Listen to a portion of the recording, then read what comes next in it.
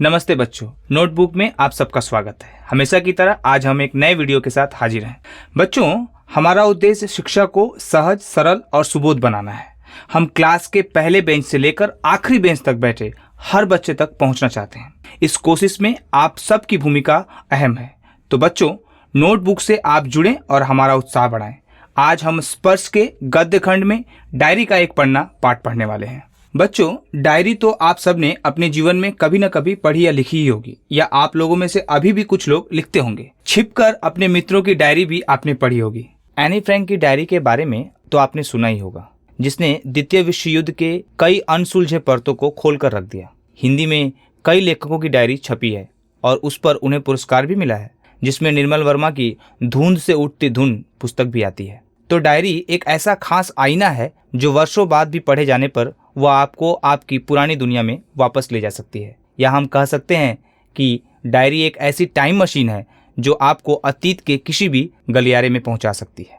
बच्चों, पाठ शुरू करने से पहले हम लेखक के बारे में बात करेंगे। सीताराम सेक्सरिया का नाम शायद ही आपने सुना होगा। ये एक समाज सेवक तथा ऐसे स्वतंत्रता सेनानी थे जिन्होंने बिना किसी नाम, शोहरत या महत्वाकांक्षा के देश सेवा की।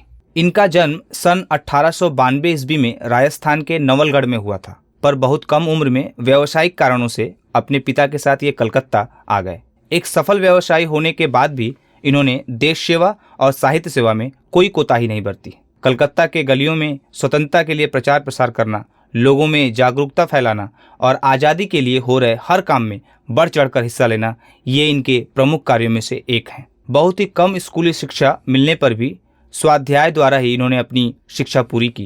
इन्होंने कई साहित्यिक संस्थानों तथा विद्यालयों का निर्माण किया। गुरु रविंद्रनाथ टैगोर, नेताजी सुभाष चंद्र बोस तथा महात्मा गांधी के साथ मिलकर काम किया। कई बार जेल गए।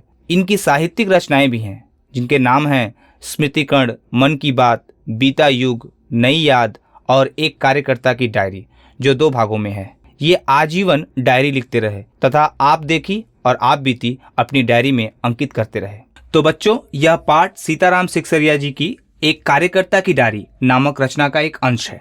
इस डायरी की शुरुआत होती है एक खास दिन से, और वह खास दिन है 26 जनवरी सन 1931 ईस्वी का, क्योंकि इस दिन ठीक 1 साल पहले यानी 26 जनवरी 1930 को महात्मा गांधी के नेतृत्व में पहली बार पूरे भारतवर्ष में स्वतंत्रता दिवस मनाया गया था। आज कलकत्ता के बड़ा बाजार वाले इलाके को पूरी तरह से सजाया गया है। लोग इस तरह उत्साहित दिख रहे थे, घरों की इस तरह सजावट हुई थी मानो लोगों को आज़ादी मिल ही गई हो। कलकत्ता के कोने कोने से लोग आकर मैदानों में इकट्ठा हो रहे थे। सबके हाथ में तिरंगा झंडा था। सब अपना तिरंगा किसी न किसी पार्क या मोन्यूमेंट के नीचे फहराने को उत्सुक थे। परंतु किसी भी तरह के प्रदर्शन होने के पहले ही अंग्रेज इंस्पेक्टरों ने यह घोषणा कर दी थी कि अमुक अमुक धारा के तहत यहाँ किसी तरह की कोई सभा नहीं की जा सकती है। उनकी घोषणा के जवाब में यहाँ के कार्यकर्ताओं ने कहा कि ठीक 4:24 पर मॉन्यूमेंट के नीचे हम प्रतिज्ञा पढ़ेंगे। यह एक खुला चैलेंज था। इन्हीं कारणों से बड़ा बाजार के हर गली बाजार में पुलिस पहरेदारी कर रही थी। मोटर लॉरियों और घोड़ों पर गोरखे सार्जेंट घूम रहे थे। ट्रैफिक पुलिस को भी इसी काम में लगा दिया गया था। सुबह से ही पुलिस ने सभी पार्कों तथा मॉन्यूमेंट्स के पास सख्त पहरा लगा दिया था। पर इतनी पहरेदारी के बाद भी लोगों ने अपना प्रदर्शन नहीं छोड़ा। लोग झंडा लेकर आना शुरू कर देते हैं। पुलिस भी कब मानने वाली थी। लोगों को गिरफ्तार किया गया, लाठियां चली, कईयों के सिर फटे, यहां तक कि लड़कियों को भी गिरफ्तार किया गया। गिरफ्तार हो रहे और मार खा रहे लोगों में कुछ ऐसे लोगों का भी जिक्र है जिनके बारे में हमने इतिहास के किसी किताब में नहीं पढ़ा। परंतु यह सच है कि स्वतंत्रता संग्राम में इन लोगों ने अपना सब कुछ खोया था।